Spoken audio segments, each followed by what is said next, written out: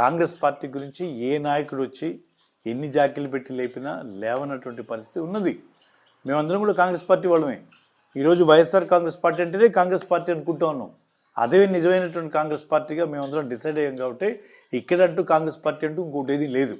ఉన్న నామమాత్రంగా ఏదో ఉండటానికి ఉన్నదేమో చిన్న స్కెల్టన్ తప్పించి అదర్వైజ్ వైఎస్ఆర్ కాంగ్రెస్ పార్టీని నిజమైనటువంటి కాంగ్రెస్ పార్టీగానే ఇక్కడ ఉన్నటువంటి వాళ్ళు అందరం కూడా రాజశేఖర రెడ్డి గారి అభిమానులుగా మిగిలిపోయాం. రాజశేఖర రెడ్డి గారి ఆలోచనలు ముందుకు తీసుకెళ్ళడానికి ప్రయత్నం చేస్తున్నాం తప్పించి ఇక్కడ కాంగ్రెస్ పార్టీ ఒక నేషనల్ పార్టీ అవుట్లుక్ నుంచి మేము ఎప్పుడో మరి పక్కకు వచ్చేస్తున్నటువంటి పరిస్థితి.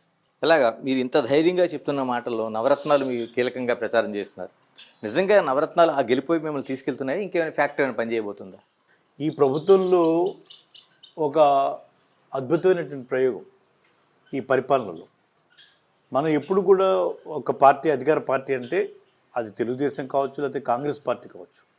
అధికార పార్టీ అంటే అధికారాన్ని చెలాయించటం, మనకి సంబంధించిన వాళ్ళకే పనులు చేయటం, అవతల వాళ్ళకి పనులు కానీయకుండా ఆపడం, అర్హులైనా సరే ఆపాల్సిందే అనేటువంటి సిద్ధాంతాలతో ఉన్నటువంటి రాజకీయాల నుంచి ఈ రాజకీయాలకి కొత్త నిర్వచనం ఇస్తూ మేము కులాలు చూడడం, మతాలు చూడడం, వర్గాలు చూడడం, రాజకీయ పార్టీలను కూడా చూడడం, మరి అర్హత ప్రామాణికంగా ఇచ్చిన తర్వాత ఒక అద్భుతమైనటువంటి వాలంటరీ వ్యవస్థ తీసుకొని వచ్చి ఇంటి దగ్గరికే పెన్షన్ తీసుకొచ్చి ఇచ్చేటువంటి కార్యక్రమం చేపట్టిన తర్వాత, ఇంటి దగ్గరికే రేషన్ తీసుకొచ్చి ఇచ్చేటువంటి కార్యక్రమం జరిగిన తర్వాత ఎంతోమంది నిరుపేదలు, కనీస అవగాహన లేనటువంటి ఎన్నో కుటుంబాలు ఈరోజు మేలు పొంది ఈ పరిపాలన బాగుంది, ఈ విధానం బాగుందని చెప్పుకుంటూ ఉంటే అవన్నీ వెరసి తప్పకుండా అదే కాన్ఫిడెన్స్తోనే ఈరోజు జగన్మోహన్ రెడ్డి గారు ఎప్పుడు కూడా ఒక మాట అంటుంటారు, మీ మనస్సాక్షి అడగండి.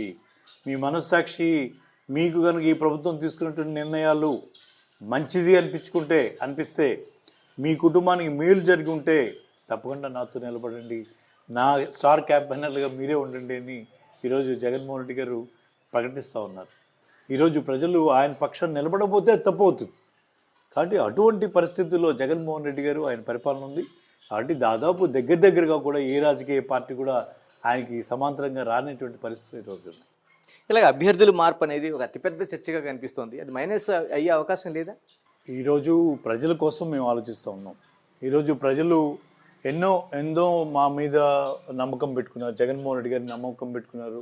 ఆయన పరిపాలన మీద పేదవాడికి ఈరోజు న్యాయం జరుగుతూ ఉంది. ఆ పేదవాడికి జరిగేటువంటి న్యాయం కొనసాగాలంటే తప్పకుండా ప్రజాస్వామ్యంలో మనకున్న ఆయుధం ఓటు. ఆ ఓటు ద్వారా ఓటు వేయించుకొని గెలిచేటువంటి పరిస్థితి రావాలి.